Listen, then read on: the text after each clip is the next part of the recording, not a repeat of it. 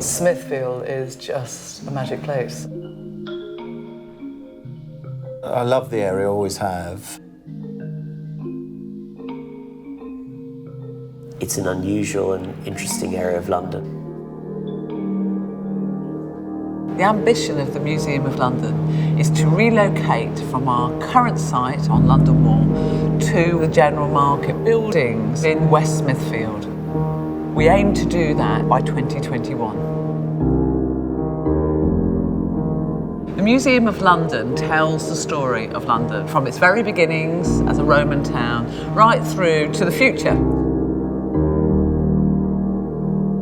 This is a really exciting time for the museum. We're welcoming more and more visitors. We're quite literally bursting at the seams. But one of the great problems about where we are at the moment is that we're just not connected. We're not connected to the streets, and we're not connected to people in the way that a modern museum should be.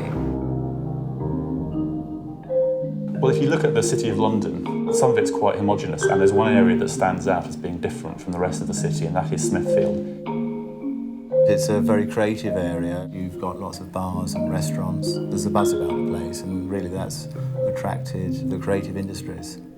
It's become much more fashionable, much more vibrant, and not just somewhere for workplaces and late-night clubbers. The history embodied in Smithfield goes right back thousands of years. It is a really remarkable bit of London. There is so much that has happened, and there's so many different stories, so many different narratives that we can tell, that we can pull together. The contrast in Smithfield has always been about institutions and very, very small temporal uses. So the hospital, for example, or the old priories, or the churches, they are medieval sites where actually today they're still operating.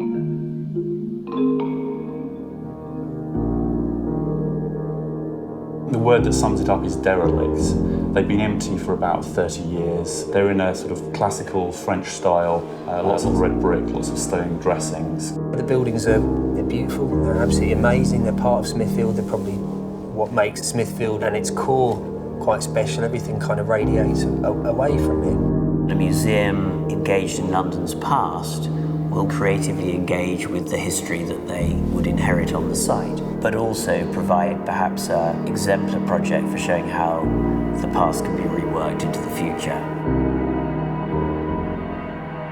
Farringdon will be the only station that has a north-south and an east-west connection in the whole of London. So, by definition, it's going to become an even more important transport hub than it already is. It's going to bring vast numbers of people through this area. Certainly I can't see any negatives in it. I think it will only be positive. The Museum of London will be minutes away from the East End and the West End because of Crossrail. In a way, the Museum of London, as an idea, is just another form of market, really. It's a market of ideas, a market of history, a market of people. It would bring together, I think, all these different institutions and tell the story of the area. It's also a particularly appropriate building for the story of London's history to be told in. You've got that amazing Victorian technology and ambition and architecture.